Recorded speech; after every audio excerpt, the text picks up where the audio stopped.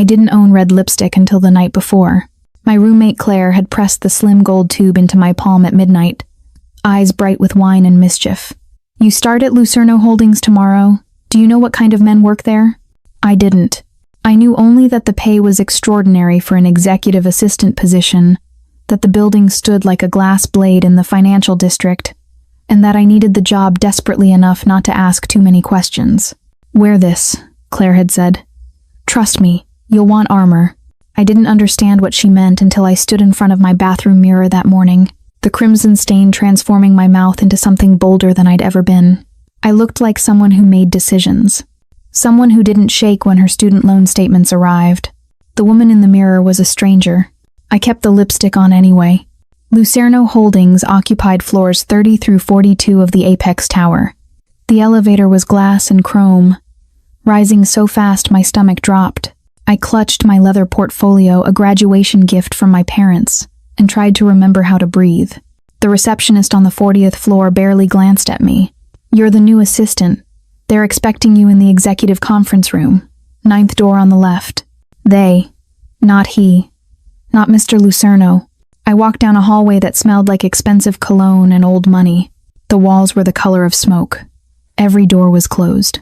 I couldn't hear anything beyond my own heartbeat and the click of my heels against marble. The conference room door was already open. I stepped inside to find 12 men in tailored suits seated around a table that could have doubled as a landing strip. Smoke curled from ashtrays despite the no-smoking laws. No one looked up when I entered. No one except him. He sat at the head of the table, perfectly still in a charcoal suit that probably cost more than my entire year's rent. Dark hair swept back from a face too severe to be merely handsome, sharp jaw, straight nose, mouth that looked like it had forgotten how to smile years ago. But it was his eyes that stopped me. Gray, cold, absolutely fixed on my face. He didn't blink, didn't move, just stared. I felt it like a physical touch, his gaze dropping from my eyes to my mouth and staying there. The air changed, thickened.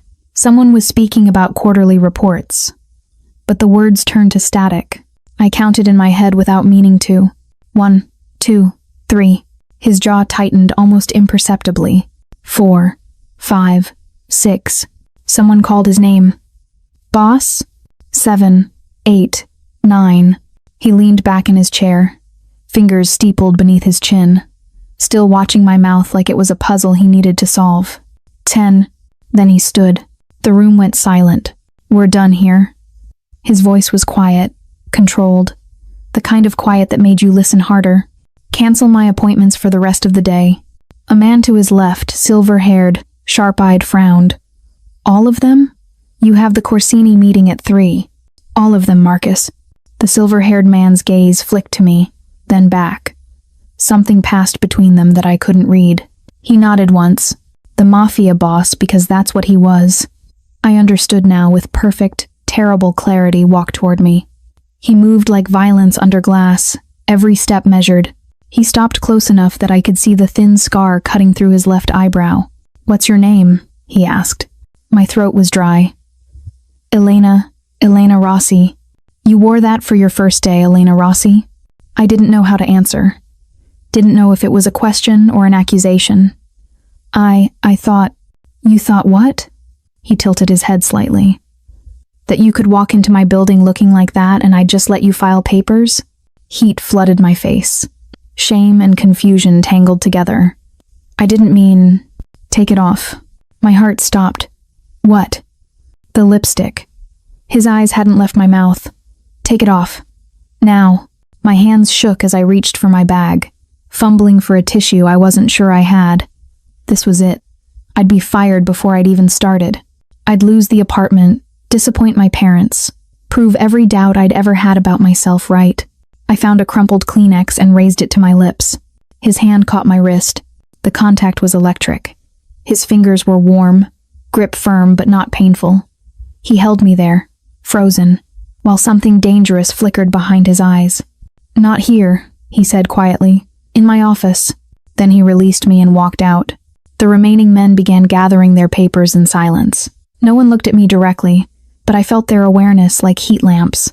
Marcus, the silver-haired man, paused beside me. His office is the last door at the end of the hall, he said, voice neutral. I'd suggest not keeping him waiting. I wanted to run, wanted to flee down the glass elevator and never come back. Instead, I walked. His office was enormous, floor-to-ceiling windows overlooking the city, dark wood furniture, shelves lined with books in Italian and English. He stood with his back to me, phone pressed to his ear, speaking in rapid Italian I couldn't follow. I caught only one phrase. È pericoloso. It's dangerous. He ended the call and turned. Close the door. I did. Sit. There was a leather chair across from his desk. I sat. He didn't. He stood there studying me like I was evidence in a trial. How old are you? 24. Why do you need this job? Everyone needs a job. His mouth almost curved. Almost. That's not what I asked. I met his eyes even though it felt like staring into an eclipse. I have debt. I have rent. I have parents who worked 2 jobs each to put me through college. I need this job because I can't fail them. Silence stretched between us. Do you know who I am? He asked finally. I'm starting to. And you're still here. It wasn't a question, but I answered anyway. I'm still here. He moved then, circling his desk until he stood in front of me. Close. Too close. I could smell cedar and something darker, gunpowder. Maybe, or just danger condensed into cologne. My name is Dante Lucerno, he said. And you just became the most dangerous person in this building. I didn't understand. How? He crouched down until we were eye level, and I saw something raw flicker beneath the control, something almost like regret. Because I looked at you for 10 seconds, Elena Rossi. And everyone in that room noticed. Then he stood and walked back to the windows, hands in his pockets, shoulders tight. You start tomorrow. Not today. Go home. Lose the red lipstick. And understand that you just painted a target on yourself without even knowing it. I don't understand. You will. I left his office on shaking legs and didn't breathe properly until I was back on the street. That night, I threw the lipstick away, but I couldn't stop seeing his eyes. I arrived the next morning in nude lipstick and a panic attack. The receptionist directed me to a smaller office 3 doors down from Dante's. It had a desk, a computer, and a stack of files that reached my elbow. A note in harsh, angular handwriting sat on top. Review these. I'll call for you when I'm ready. No signature. No greeting. I sat down and opened the first file. 20 minutes later, I understood why Claire had called this place dangerous. The documents were legitimate on the surface: acquisition reports, property transfers, investment portfolios. But the names woven through them read like a history of organized crime in the city. Corsini, Maletta, De Luca, families that made headlines when their members died violently. And Lucerno Holdings sat in the center of it all, a financial web connecting every thread. I should have walked out. Instead, I kept reading. The intercom on my desk buzzed at 11 sharp. My office. Dante's voice. Flat. Commanding. I found him standing at his windows again. Same position as yesterday. I wondered if he slept there, keeping watch over his city. You read the files, he said without turning. Yes. Questions? Hundreds. Now he turned. He'd removed his suit jacket, and his white shirt was rolled to his elbows, revealing forearms roped with muscle and ink. I caught a glimpse of black text in Italian before forcing my eyes back to his face. Ask one, he said. Why did you hire me? That's the one you choose? Yes. He studied me for a long moment, then moved to his desk and pulled a folder from a locked drawer. He slid it across to me. Open it. Inside was my resume, my university transcripts, and beneath them photographs. Me leaving my apartment. Me at the coffee shop on the corner. Me at graduation. Smiling between my parents. My blood turned cold. You had me followed? Vetted, he corrected. Everyone who works for me is vetted. You're clean, Elena. No connections to rival families. No debts to dangerous people. No boyfriend who might become a problem. His eyes held mine. You're nobody. The word should have stung. Instead, it sounded almost protective. That's why I'm safe to hire? I asked. That's why you were safe. Past tense. He closed the folder. The moment I looked at you in that conference room, you stopped being invisible. My enemies will notice. They'll wonder why. They'll look for leverage. Then why not fire me? Because that would confirm you matter.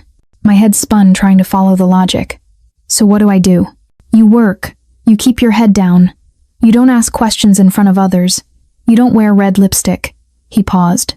And you follow my rules exactly. What rules? He pulled a paper from his desk drawer, typed, detailed, unsettling.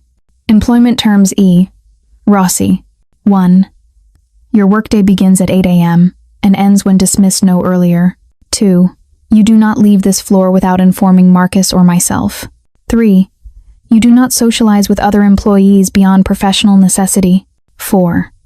You do not discuss your work with anyone outside this office. 5. If approached by someone you don't recognize, you walk away and report it immediately. 6. Your transportation to and from work will be provided starting tomorrow. 7. You will answer your phone when I call. Always. I stared at the list. This sounds like a prison. It's a precaution. Against what? His jaw tightened. Against me making you a target by staring too long. The admission hung between us, raw and electric. I didn't ask you to look at me, I said quietly.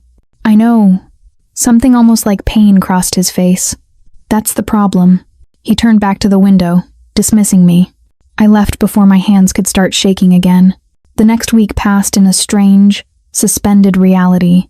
I arrived each morning to find a black car waiting outside my apartment, driver silent, windows tinted. I worked through Dante's files, learning the architecture of his empire. I ate lunch alone in my office. I went home in the same black car and dreamed of gray eyes that tracked me even in sleep. Dante himself was a ghost. He'd call me into his office 3-4 times a day, but never for long. He'd ask about a file, a meeting, a name. His questions were sharp and specific. He never made small talk, never smiled, but he watched me. I felt it constantly, that same intensity from the first day, carefully controlled now but always present. When I handed him documents, his fingers would brush mine for half a second too long. When I spoke, his eyes would drop to my mouth before he caught himself. He never touched me. But God, I felt it anyway. On Friday evening, Marcus appeared in my doorway as I was packing my bag. The boss wants to see you before you leave, he said. I found Dante in his office, tie loosened, exhaustion carved into the lines around his eyes. Sit, he said. I sat. You've done well this week, he said. No mistakes, no questions to the wrong people. Thank you. But you're scared. It wasn't a question, but I answered. Yes. Of me? I considered lying, decided against it. Of what you represent, which is danger, control, a life I don't understand. He leaned back in his chair, fingers drumming once against the armrest. You should quit. My stomach dropped. Are you firing me? No, I'm giving you an out. His voice was quiet, almost gentle. Walk away now, Elena. While you're still just a face I looked at too long. Before you become something more. More, I whispered. Someone I can't stop thinking about. The confession landed like a gunshot in the quiet office. I should have stood up. Should have walked out. Instead, I asked, is that what I am? His eyes locked onto mine, and for the first time, I saw past the control to the hunger beneath. Every goddamn hour, he said roughly. I canceled 8 meetings yesterday because I couldn't focus after you walked past my door. I've reread the same contract 20 times because your perfume is still in this office. I know I shouldn't, Christ. I know exactly how dangerous this is, but I can't stop. My heart hammered against my ribs. What do you want me to do? Leave. He stood abruptly, turning to the window. Before I do something we'll both regret. I stood too, bag clutched against my chest like armor, but I didn't leave. What if I don't want to? The words escaped before I could stop them. He went perfectly still. Elena, what if I'm already in danger anyway? I continued, voice shaking. What if leaving doesn't actually make me safer? He turned slowly, and the look on his face was pure conflict, desire, and restraint warring behind his eyes. Then you'd be making the most dangerous decision of your life, he said quietly. Maybe I already did, I whispered, when I wore red lipstick. For 10 seconds, he just stared at me. Then his intercom buzzed, shattering the moment. Boss. Marcus's voice was urgent. We have a situation. The Corsini contract, there's been a breach. Dante's expression shuddered instantly. The vulnerable man vanishing beneath the Mafia boss. Go home, Elena, he said, voice hard. The car is waiting. This time, I went. But I felt his eyes on me all the way to the elevator. The breach turned into a crisis that swallowed the entire weekend. I knew because Dante called me Saturday morning at 6 a.m. I need you at the office, he said without preamble. Now. The black car was already outside. I arrived to find the 40th floor transformed. Men in dark suits occupied every corner, voices low and tense. The air tasted like cigarette smoke and adrenaline. Marcus intercepted me outside Dante's office. He's been up for 36 hours. Don't take anything he says personally. What happened? The Corsini family thinks we stole from them. They're wrong, but that doesn't matter. Perception is reality in this world. He handed me a thick folder. He needs these contracts reviewed and summarized. Fast. I worked for 6 straight hours, cross-referencing dates and signatures, until my eyes blurred. Around noon, Dante emerged from his office, sleeves rolled up, hair disheveled for the first time since I'd met him. He looked almost human. Almost. Status? He asked Marcus. Handled. Giovanni's agreed to a sit-down tomorrow night. Where? The Bellamy. Dante's jaw tightened. Public? Very. That's the point. Their eyes met in some unspoken conversation. Finally, Dante nodded. That's when he noticed me watching. Our eyes locked across the room, and something shifted in his expression, the ruthless strategist softening into something almost tender. He crossed to my desk. You should go home. I'm not finished. Elena, I'm not fragile, I said quietly. Stop treating me like I am. A muscle ticked in his jaw. Then, unexpectedly, he reached out and tucked a loose strand of hair behind my ear. The gesture was so gentle, so at odds with everything else about him, that I forgot to breathe. You're the least fragile person here, he said softly. That's what terrifies me. Then he walked away before I could respond. That night, alone in my apartment, I couldn't stop thinking about the touch, how his fingers had lingered, how his hand had trembled slightly before he'd pulled away, how I'd wanted him to do it again. I was in dangerous territory, the kind Claire had warned me about without using words, falling for a man who lived in shadows and violence, a man who could hurt me in ways I couldn't even imagine yet. But when my phone rang at midnight, I answered on the first ring. Did I wake you? Dante's voice was rough with exhaustion. No. Silence stretched between us, heavy with things neither of us could say. I shouldn't have touched you today, he said finally. Why did you? Because I'm not as controlled as I pretend to be. My heart hammered. Dante, I want you to stop calling me that. I blinked in confusion. What should I call you? Nothing, sir, boss, anything but my name in that voice. What voice? The one that makes me forget every reason this is a bad idea. I closed my eyes, phone pressed tight against my ear. Maybe it doesn't have to be. It does, Elena. He sounded pained. You don't understand what being close to me means. The violence, the constant threats, the knowledge that one wrong move could... He cut himself off. You deserve better. You don't get to decide what I deserve. Yes, he said quietly. I do. Because I'm the one who'll destroy you if this continues. He hung up before I could argue. I lay awake until dawn, tangled in sheets and confusion. Monday morning brought strange new additions to my office. A small jade elephant sat on my desk, emerald green and intricately carved. No note, no explanation. I carried it to Dante's office, where I found him on the phone, speaking in clipped Italian. He gestured for me to wait. When he hung up, I held up the elephant. What is this? A gift. Why? In Chinese culture, elephants symbolize strength and wisdom. Protection. His eyes held mine. I thought you might need a reminder. Of what? That some things are worth protecting, even when they refuse to be protected. I turned the elephant over in my hands, feeling the weight of it. Is this about the Corsini meeting? It's about everything. He stood and moved to the window, his constant refuge. The meeting is tomorrow night. High profile. Dangerous. I need you there. My stomach dropped. Why? Because Giovanni Corsini knows I canceled meetings after looking at someone. He'll want to see who. Dante's reflection in the glass looked haunted. If you're not there, he'll think I'm hiding you, that you matter more than you do. It'll make you a bigger target. And if I am there, he'll see you're just my assistant, capable, professional, boring. The word stung more than it should have. Can you do that? He asked quietly. Can you stand next to me tomorrow night and pretend you feel nothing? I should have said yes immediately. Instead, I asked, is that what you'll be doing? Pretending? He turned, and the look on his face was answer enough. Wear black, he said hoarsely. And for God's sake, Elena, no red lipstick. I spent Tuesday preparing like a soldier before battle. Black dress elegant but severe. Hair pulled back. Makeup minimal. I looked in the mirror and saw exactly what Dante needed. A competent professional. Forgettable. The reflection made me sad in ways I couldn't explain. The car arrived at 7. Marcus sat in front, and when I slid into the back seat, Dante was already there. He looked devastating in a midnight blue suit. Hair swept back, expression unreadable. His eyes traveled over me once, clinical and assessing. Perfect. The word felt like failure.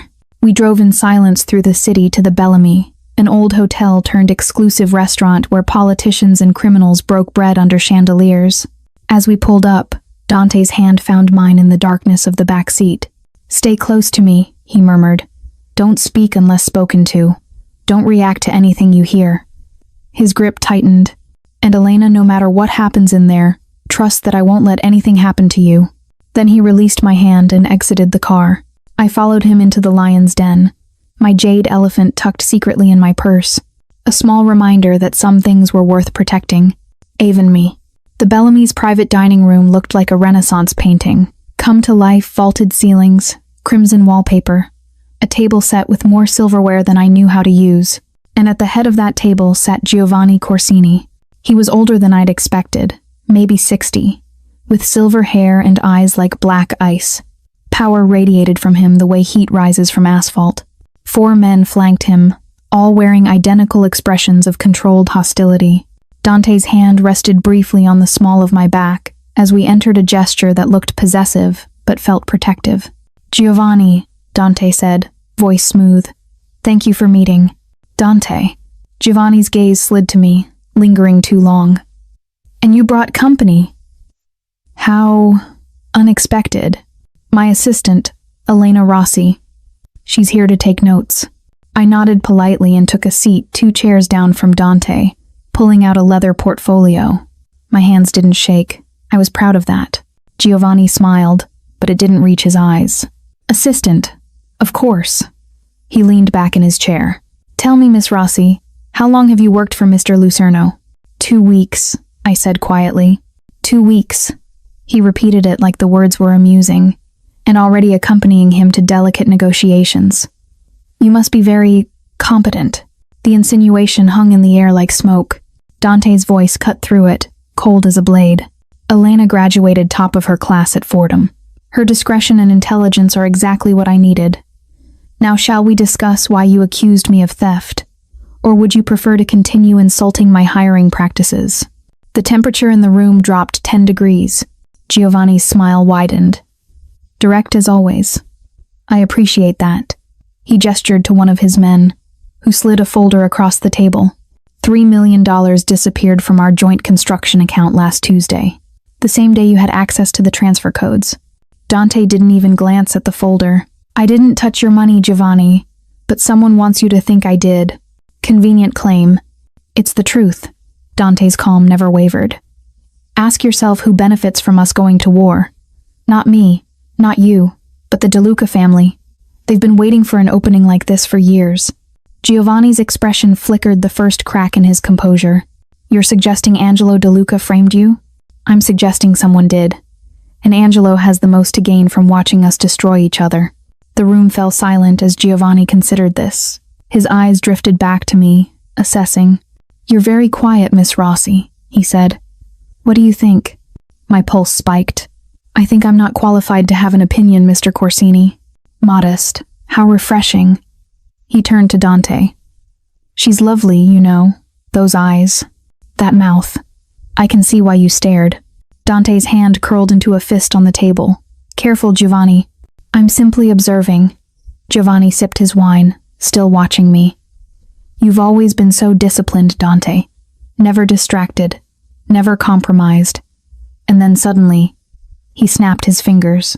You cancel 8 meetings in one day. Very unlike you. I had the flu. Did you? Giovanni's smile turned sharp. Or did something else catch your attention? The air felt suffocating. I kept my eyes on my notebook, pen frozen over the page.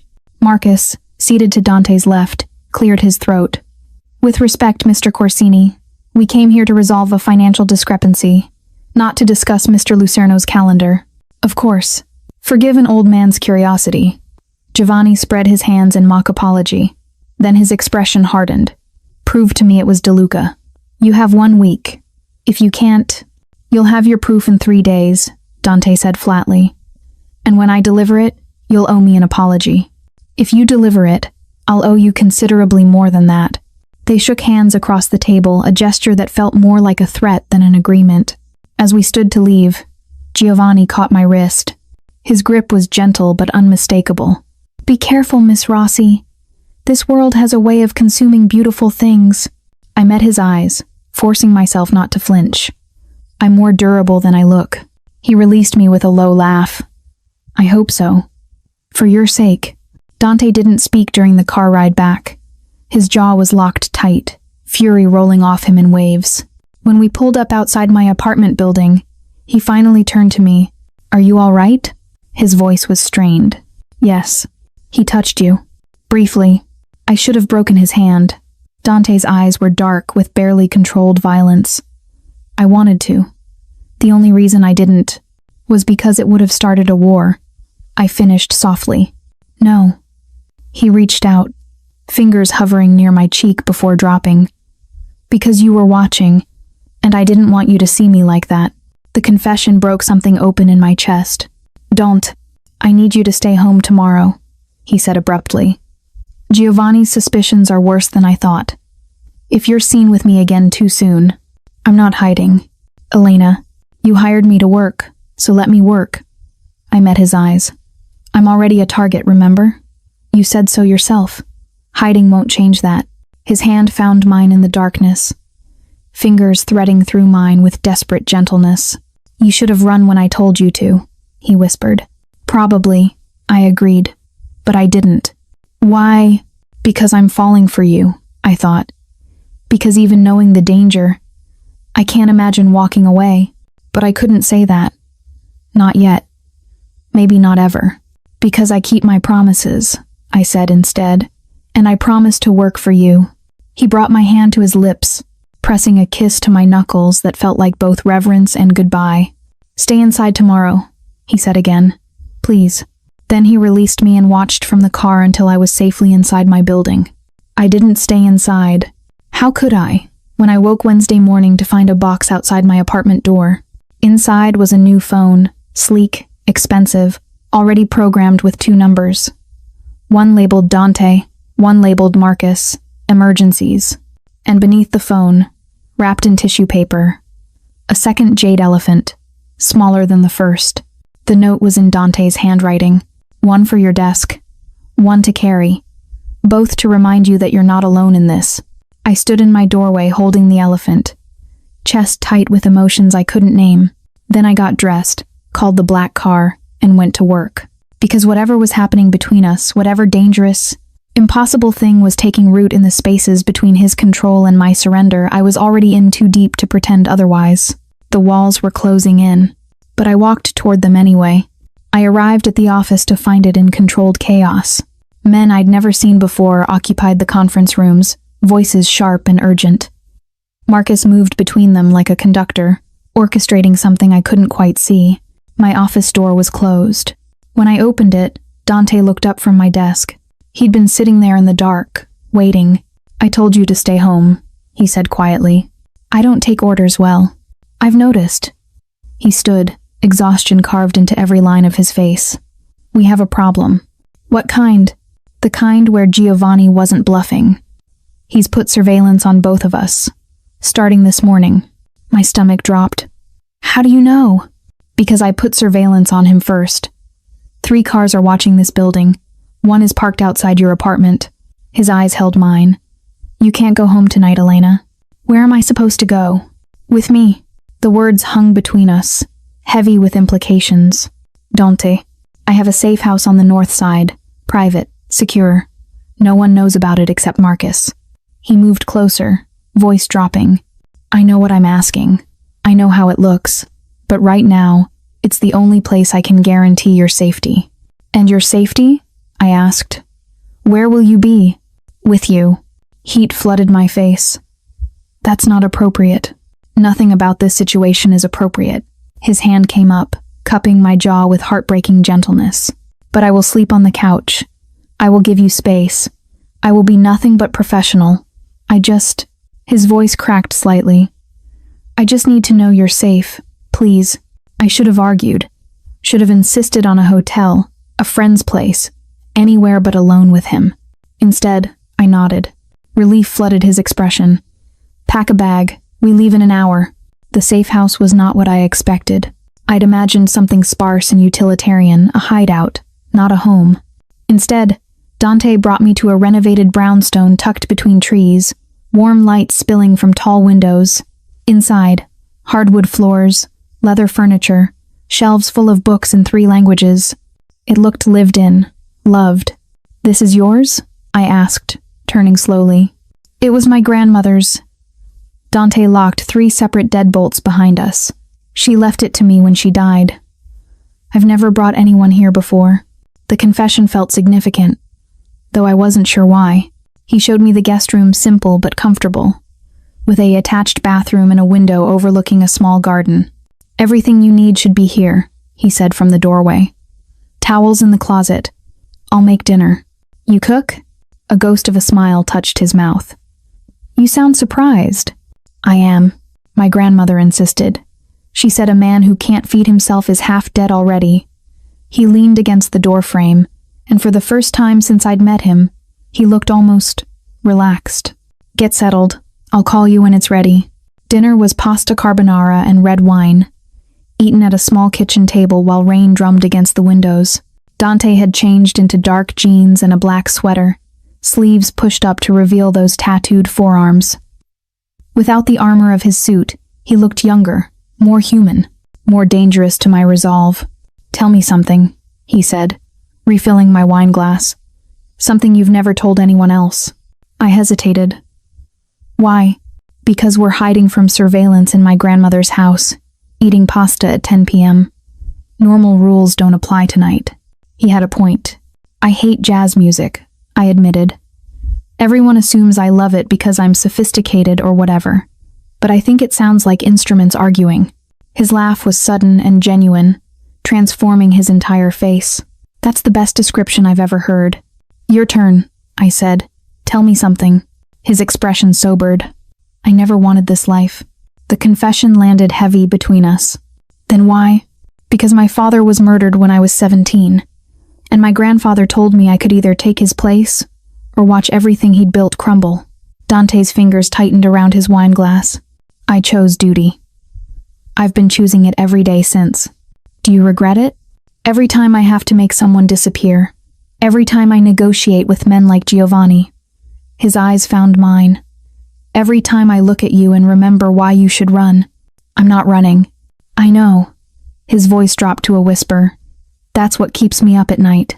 The air between us thickened, charged with everything we weren't saying. I stood abruptly, clearing plates I hadn't finished. I should go to bed. Early morning tomorrow. Dante caught my wrist as I passed.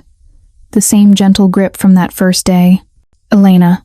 I couldn't look at him. If I did, I'd break. Thank you, he said softly, for trusting me tonight.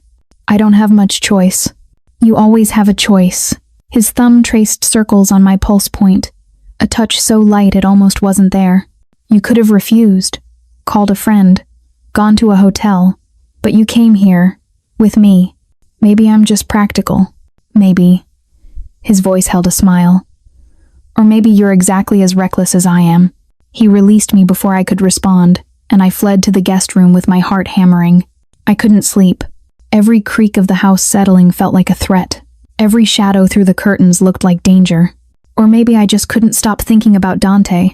alone in the living room, close enough to touch but impossibly far away. Around 2 a.m., I gave up and padded to the kitchen for water. I found him awake on the couch, reading by lamplight. He'd showered, hair still damp, feet bare, reading glasses I'd never seen him wear perched on his nose. He looked up when I entered, and something vulnerable crossed his face before he masked it. "Can't sleep?" he asked. "No. Me neither." I sat in the armchair across from him, tucking my legs beneath me. "What are you reading?" He showed me the cover poetry. Dante. His namesake. "My grandmother used to read it to me," he said, in Italian. I didn't understand half of it, but I loved the sound of her voice. He set the book aside. "She'd be disappointed in what I became." "Maybe," I said softly, "or maybe she'd understand why you made the choices you did." His eyes locked onto mine, raw and unguarded in the lamplight. "I can't stop thinking about you," he said hoarsely. "I've tried. God knows I've tried. But every time I close my eyes, I see you in that conference room wearing red lipstick. And I think, what if I'd looked away? What if I'd let you be invisible? Would that have been better? Safer. For both of us." "That's not what I asked." He stood abruptly, crossing to where I sat and dropping to his knees in front of my chair. His hands framed my face, touch reverent. "No," he whispered. "It wouldn't have been better. Because then I wouldn't know how brave you are, how stubborn, how you look at me like I'm still human despite everything you've learned." My breath caught. "Dante, I can't promise you safety, Elena. I can't promise you normal, but I can promise that as long as I'm breathing, no one will hurt you." His forehead pressed against mine. "Is that enough?" My hands covered his, holding him there. "For now," I whispered. "Yes."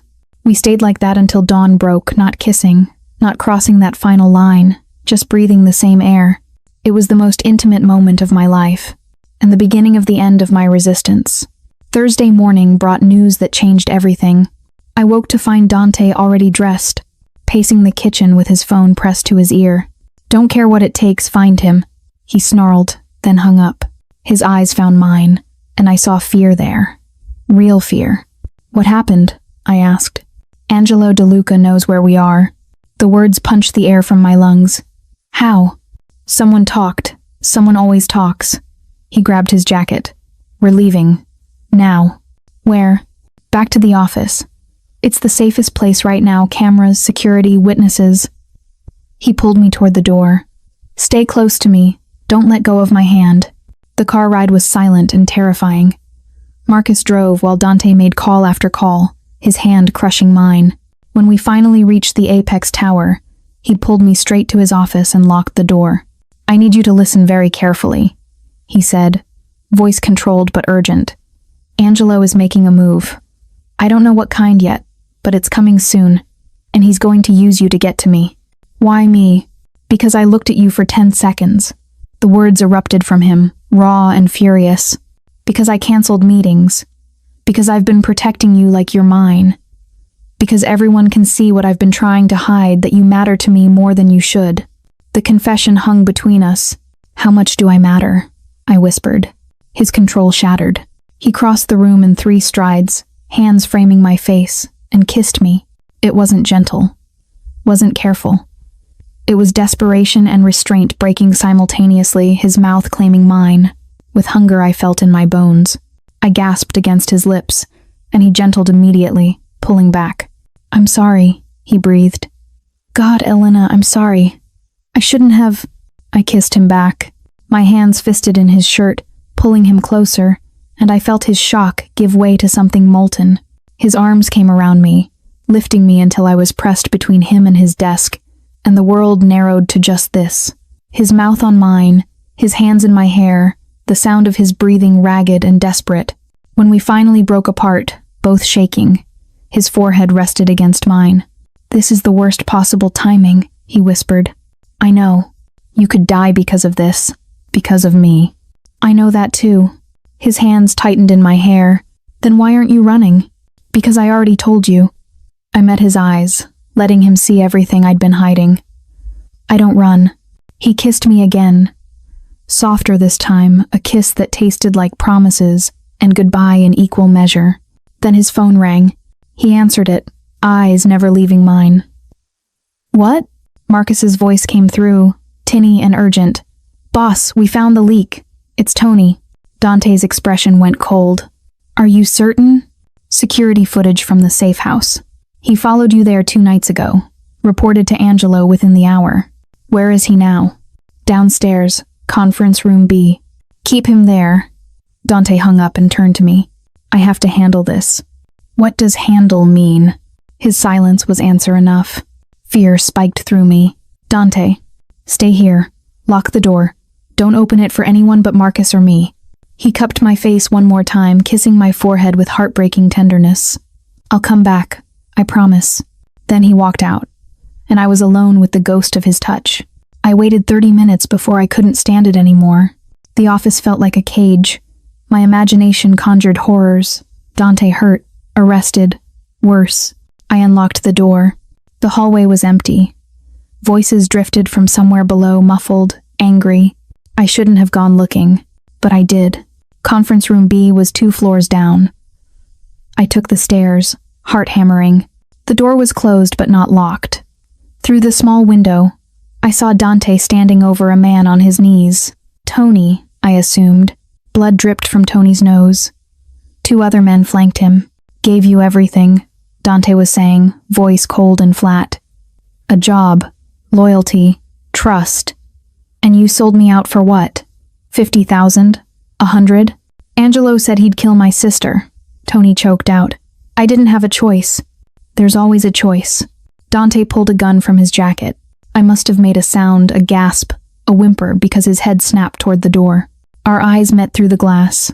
I saw the exact moment he realized I was there. Saw the fury and shame cross his face simultaneously. Get her out of here, he ordered one of the men. Too late. The gun fired. The sound was deafening even through the door. Tony crumpled. I couldn't move, couldn't breathe, couldn't process what I'd just witnessed. Someone grabbed my arm.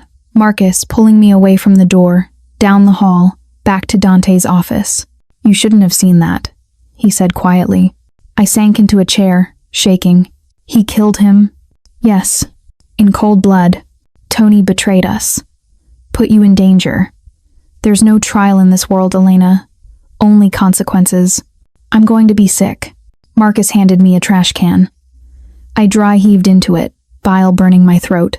This was Dante's world. Violence and retribution.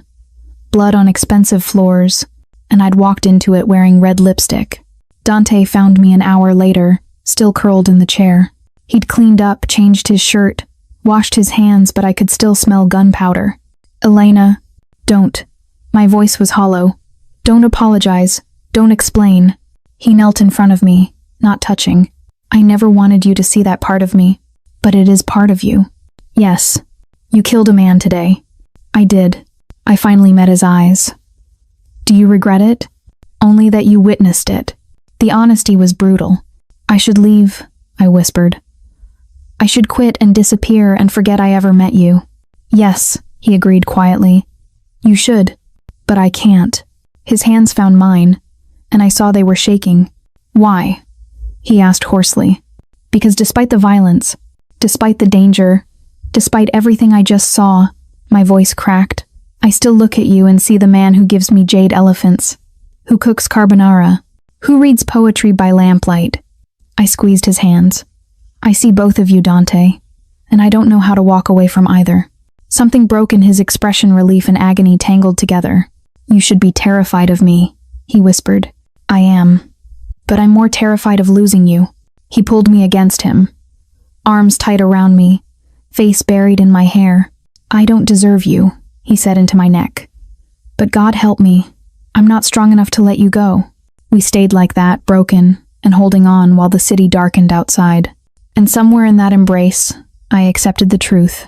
I was in love with a killer, and nothing would ever be simple again. 3 days passed in strange suspension. Dante kept me close, always within reach, always watching. We worked side by side in his office, the air between us charged with everything unspoken. He didn't kiss me again, but I felt the weight of his desire in every glance, every accidental touch, every moment his control threatened to snap. Sunday night, he brought me back to the safe house. Angelo's made his move, Dante explained as he locked us inside. He's meeting with the other families tomorrow, trying to turn them against me. Will it work? Not if I can present evidence that he framed me to Giovanni first. He pulled me into the kitchen, where files covered every surface. I need your help. We worked through the night, cross-referencing bank records, tracing digital footprints, building a case that would save his empire. At 3 a.m., delirious with exhaustion, I found it. Dante, my voice shook. Look at this. A single transaction buried in hundreds. $3 million transferred from the Corsini account to a shell company owned by Angelo's cousin. That's it, Dante breathed. That's the proof. He grabbed my face and kissed me hard, a kiss of triumph and relief, and something deeper. When we broke apart, he was smiling. Actually smiling. You just saved my life, he said. We're even then. His expression softened. Not even close. We sent the evidence to Giovanni at dawn. His response came within the hour. Consider your debt paid. And Lucerno, keep better control of your enemies next time. Dante collapsed onto the couch, tension draining from his shoulders for the first time in a week. It's over, he said, disbelieving. What happens to Angelo? Giovanni will handle him, quietly. Dante's eyes found mine. You're safe now, Elena. Are you? As safe as I ever am. I sat beside him, close enough to feel his warmth. What happens now? Now, he reached out, tucking hair behind my ear, that gesture that was becoming familiar. Now I should let you go back to your normal life. Let you quit. Find you a reference for a safer job. Is that what you want? What I want, he said roughly, is to keep you here, with me, in every possible way. But Elena, you saw what I did. You know what I am. I know you're also the man who protected me, who trusted me, who kisses me like I'm something precious. His hand slid to cup my jaw. You are precious. Then stop trying to push me away. I'm trying to do the right thing.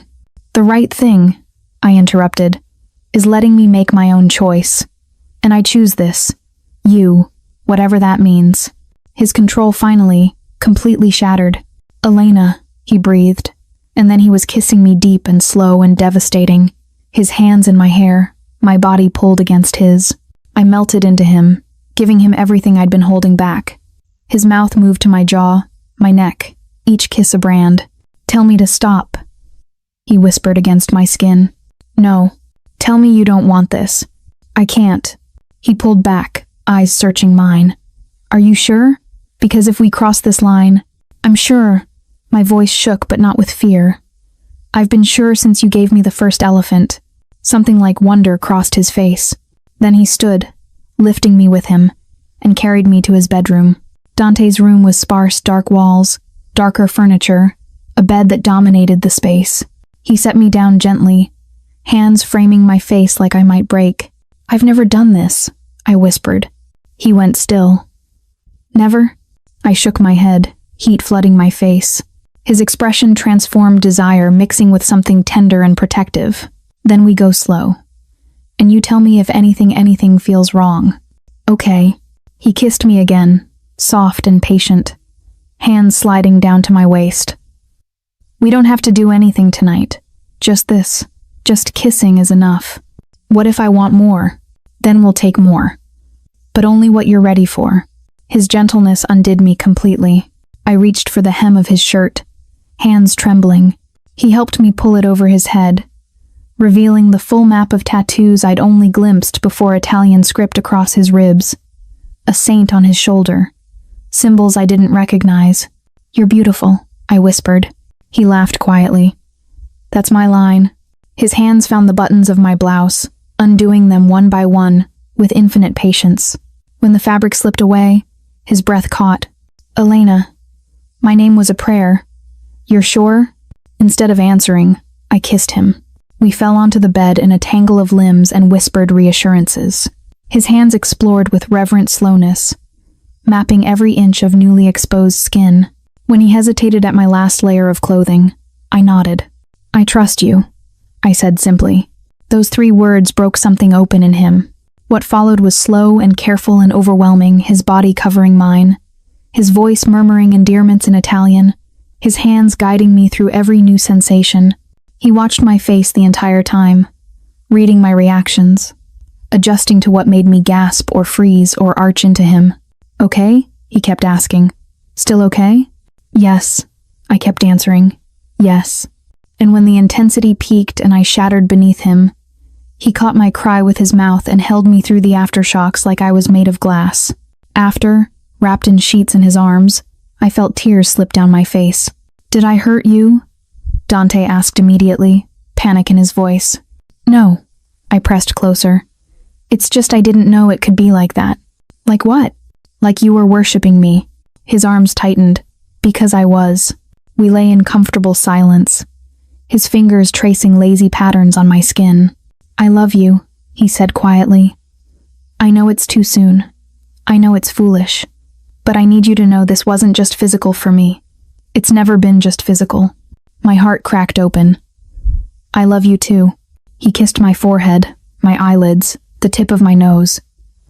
"Then stay with me. Not just tonight. Really stay.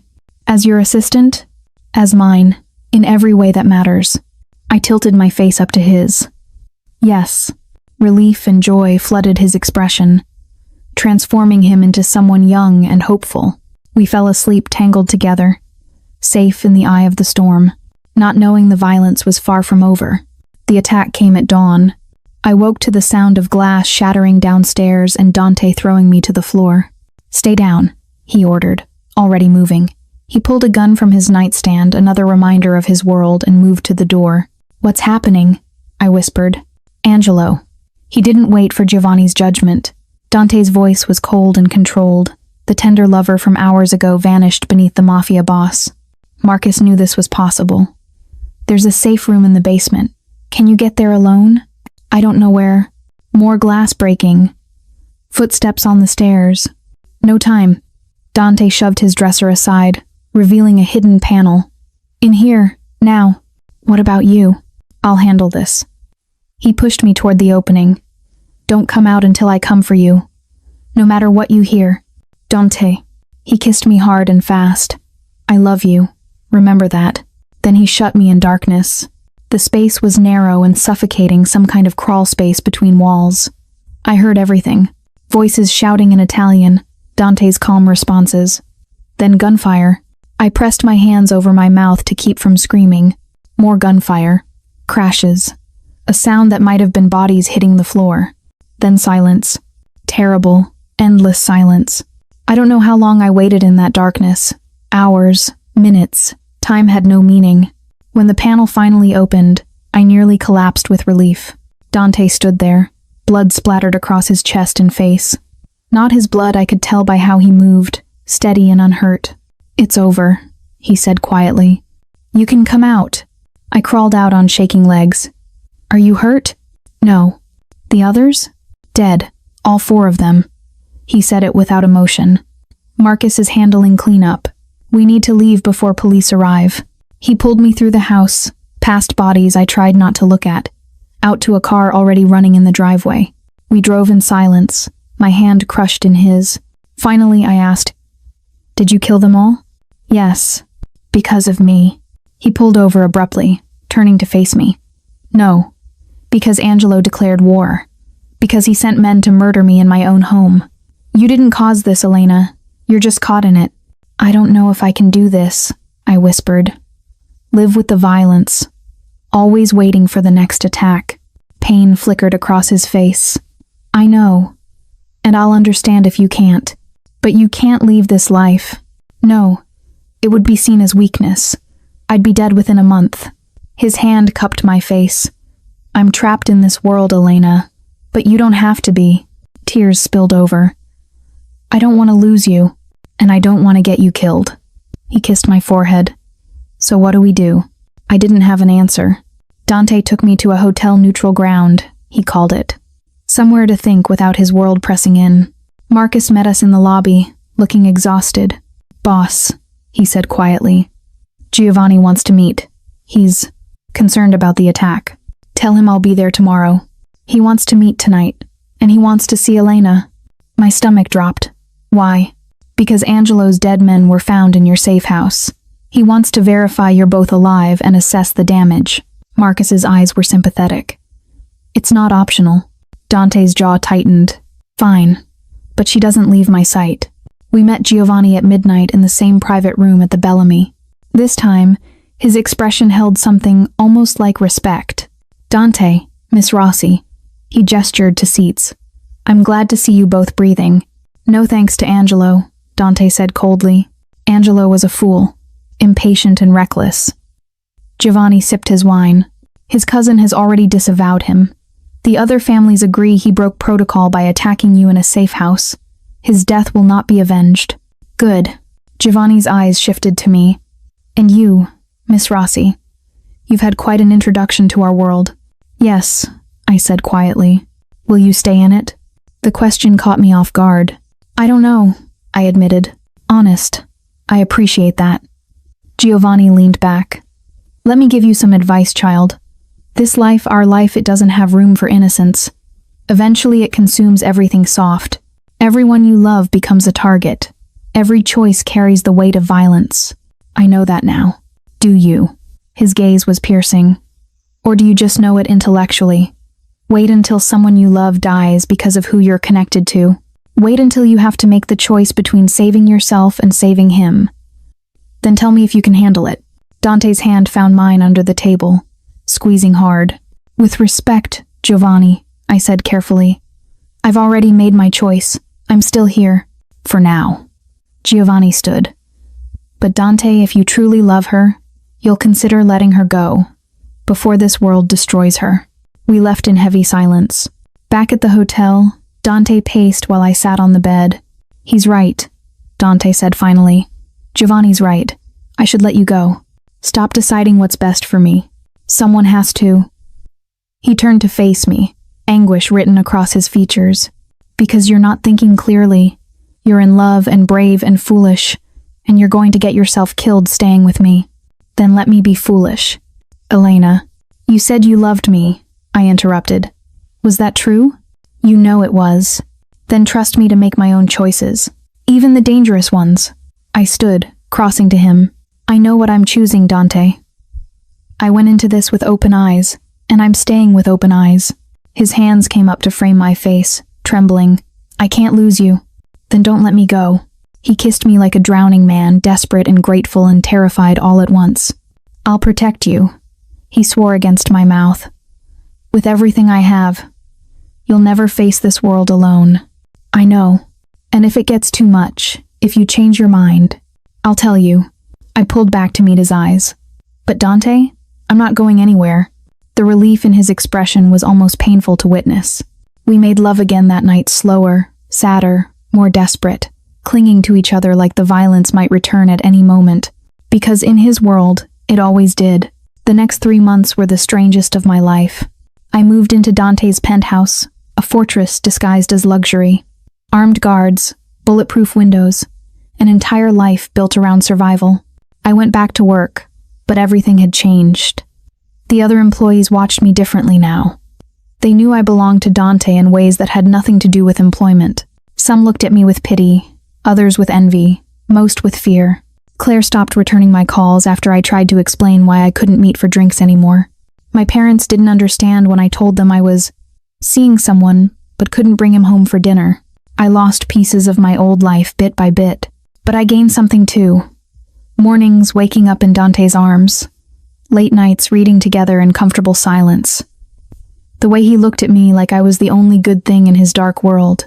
It wasn't perfect, but it was ours.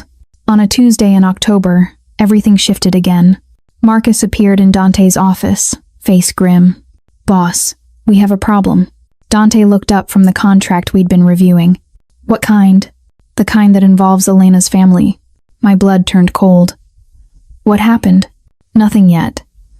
But someone's been asking questions in your hometown. About your parents, their routines, where they work. Dante was on his feet instantly. Who? We don't know yet. But it has to be connected to you. The guilt on Dante's face was devastating to witness.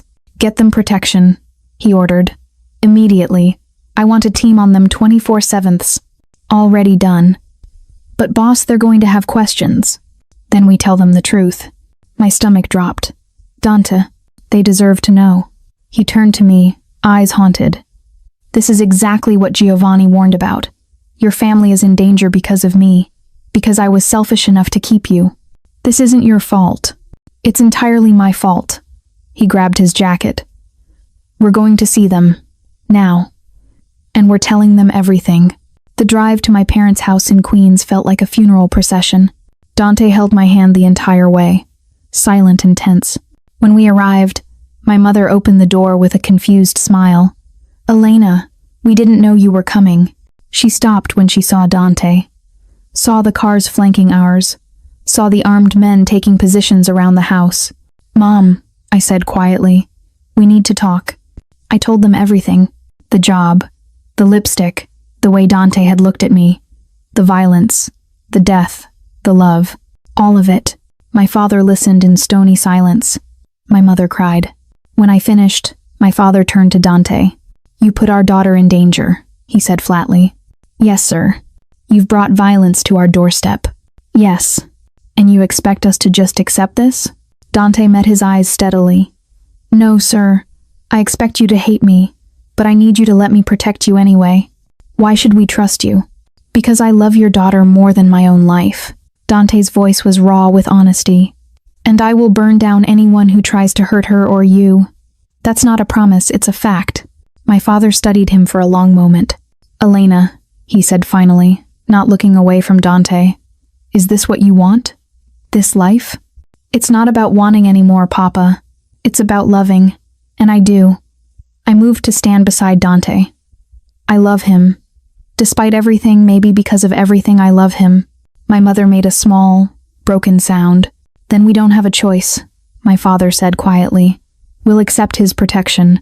But Dante, if anything happens to her, there's no hiding place in this world that will keep you safe from me." "Understood." We left them with guards posted and promises to visit weekly. In the car, I finally broke down. Dante held me while I sobbed, his own tears falling silent into my hair. "I'm sorry," he kept whispering. "I'm so sorry." "I know," I said. "But I'd choose you again anyway." That night, lying in bed, Dante asked the question I'd been dreading. "Do you regret it?" "Any of it." I thought about my answer carefully. "I regret the fear, the violence, the way my family looked at me today." I rolled to face him. "But I don't regret you. I've never regretted you." His hand came up to cut my face. "You should. Probably. But I'm stubborn." A ghost of a smile touched his mouth. "I've noticed." We lay in silence for a while before he spoke again. "Marry me." I went still. "What?" "Marry me. Not now, not until you're sure, until your family accepts it, until the current threats are neutralized, but someday." His eyes held mine. "Marry me, and let me spend the rest of my life proving you made the right choice." My heart felt too large for my chest. "That's the worst proposal I've ever heard. It's the only one I have. It's also conditional. When threats are neutralized? In your world, is that ever?" His expression faltered. "Elena." "Yes," I interrupted. "What?" "Yes, I'll marry you. Not someday. Not when it's safe." I pressed my hand over his heart. "Soon. Because waiting for perfect conditions in your world means waiting forever. And I'd rather have a dangerous life with you than a safe one without you." He kissed me like I'd just given him salvation. "You're going to be the death of me," he whispered. "Or the life of you," I countered. We made love with new urgency that night, a promise sealed in touch and breath and whispered vows. Tomorrow would bring new dangers. But tonight, we chose each other. Again. The wedding happened 6 weeks later. Not the big Italian affair Dante's family expected. Not the church wedding my parents dreamed of. Just us, Marcus, my parents, and a judge in Dante's grandmother's house. I wore a simple white dress. Dante wore a charcoal suit. I carried jade elephants instead of a bouquet. My father cried. My mother held my hand too tight. Marcus smiled for the first time since I'd known him. And when Dante kissed me as his wife, I tasted hope and danger in equal measure. The threat against my parents dissipated after our wedding. Turns out it had been a rival testing Dante's weaknesses. They found only strength. Dante's response was swift and brutal. I didn't ask for details. Some things I'd learned not to know. Life settled into a new rhythm. I still worked as his assistant, but now our colleagues averted their eyes when he touched me in the hallways. Now I attended family meetings as his wife, learning the intricate politics of his world. Some families welcomed me. Others saw me as a weakness to exploit. I learned to navigate both with the same stubborn grace that had made me wear red lipstick in the first place. 3 months after the wedding, I found out I was pregnant. I told Dante in his office, door locked, both of us shaking. "A baby," he whispered, hand splaying across my still flat stomach. "Elena, I know. It's dangerous. It's a target. It's a miracle." His eyes were wet. "A piece of you and me that exists despite everything." He kissed me softly. "We'll protect them. With everything we have. Them, him, her. I don't care." He laughed shakily. "As long as they have your eyes. And your stubbornness. God help us." We held each other while the city glittered below, building a future from violence and love. My daughter was born on a Tuesday morning in May.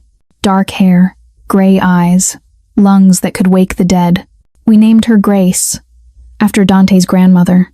He held her with shaking hands. This man who'd killed and commanded and controlled, held her like she was made of light. "She'll never see what I've done," he swore quietly. "Never know the blood. I'll build her a clean future." "We'll build it," I corrected. He looked up, eyes fierce with love. "Together, always." Grace's first year passed in exhausted, joyful chaos. Midnight feedings, lullabies in Italian, Dante reading poetry to a baby who couldn't understand a word but fell asleep to the sound of his voice anyway. My parents visited weekly, the guards at the door now familiar enough to be almost invisible. Claire reached out, tentatively rebuilding our friendship with coffee dates and careful questions. Life wasn't normal, would never be normal, but it was ours. On Grace's first birthday, we threw a party at the safe house. My family, Dante's inner circle, guards disguised as guests, cameras hidden in every corner. We sang happy birthday to a baby who destroyed her cake with single-minded joy. Later, after everyone left and Grace slept, Dante found me in the kitchen. "You're crying," he said softly. "Happy tears." He wrapped his arms around me from behind, chin resting on my shoulder. "Any regrets yet?" I thought about the question, about the violence I'd witnessed, the fear I'd survived, the life I'd chosen. "Only one," I said finally. His body tensed. "What?" "That I can't go back and tell 24-year-old me wearing red lipstick what was coming." I turned in his arms. I'd warn her that she was about to fall in love with a dangerous man, that her life would never be simple again. And then I'd tell her to do it anyway, because every terrifying, beautiful moment led to this. I gestured around us, the home we'd built, the baby sleeping upstairs, the life we'd fought for, led to you. He kissed me with everything, gratitude and love and the weight of all we'd survived. "I love you," he whispered against my mouth. "My brave, stubborn, perfect wife. I love you too. My dangerous, protective, impossible husband." We stood there in the kitchen of his grandmother's house, holding each other while danger lurked somewhere in the darkness beyond our walls. Because that's what our love was. A bright flame burning in the shadow of violence. Not perfect. Not safe. But ours. Always ours. Epilogue. 2 years later, the Jade Elephant collection had grown to 17. They lined the shelves in Grace's nursery, some from Dante, some from visitors, all symbols of the same thing, protection. I rocked our daughter in the early morning light, her dark hair curling against my chest. She had Dante's eyes, my stubbornness, and an absolute conviction that the world revolved around her. She wasn't wrong. "Mama," she mumbled, half asleep. "Daddy?" "He's working, sweetheart." Working meant handling something dangerous. I'd learned not to ask unless he volunteered information. The door opened quietly. Dante slipped in, still wearing yesterday's clothes. Grace perked up immediately. "Daddy." He crossed to us, kissing her forehead, then mine. "Everything's handled." "Good." He looked exhausted. There was blood on his cuff he hadn't noticed. "You need sleep," I said quietly. "I need to see my girls first." We sat together in the early morning light, Dante holding Grace, me tucked against his side.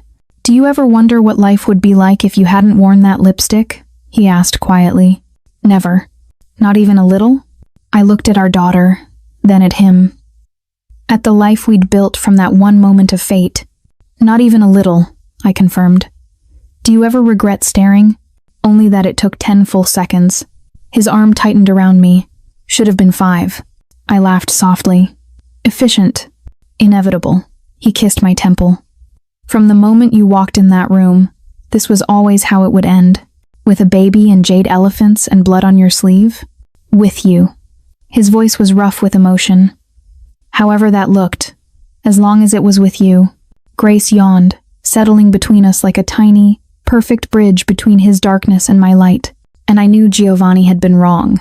This life hadn't consumed my innocence. It had transformed it into something stronger.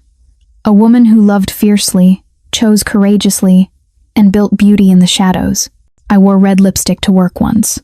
A mafia boss stared for 10 seconds. And I fell into a love story written in violence and jade elephants, and the stubborn belief that some flames burn brighter in the dark. Our story wasn't perfect, but it was real, and that was enough.